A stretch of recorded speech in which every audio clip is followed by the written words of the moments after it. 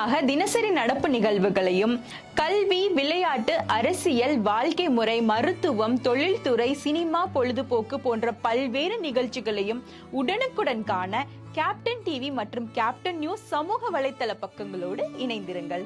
உங்கள் வணிகத்தை captain TV மற்றும் கேப்டன் நியூஸில் விளம்பரத்தின் மூலம் மேம்படுத்த விருப்பமா?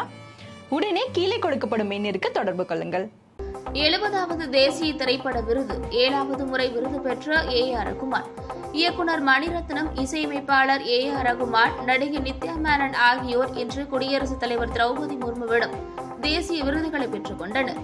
ஆண்டுதோறும் மத்திய அரசு தேசிய திரைப்பட விருதுகள் வழங்கி திரைக்கலைஞர்களை கௌரவித்து வருகிறது.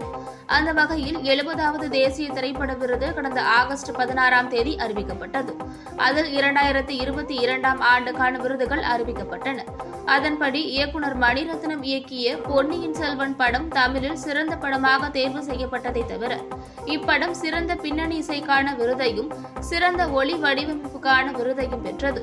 அடுத்து சிறந்த கன்னட படமாக KGF 2 படம் தேர்வு செய்யப்பட்டது.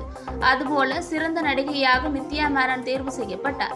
அவர் திருச்சிற்றம்பலம் படத்தில் நடித்ததற்காக இந்த விருதுக்கு தேர்வு செய்யப்பட்டார். சிறந்த நடிகருக்கான விருதுக்கு நடிகர் ரிஷப் ஷெட்டி தேர்வு செய்யப்பட்டார். அவர் காந்தாரா படத்திற்காக தேர்வு செய்யப்பட்டிருந்தார்.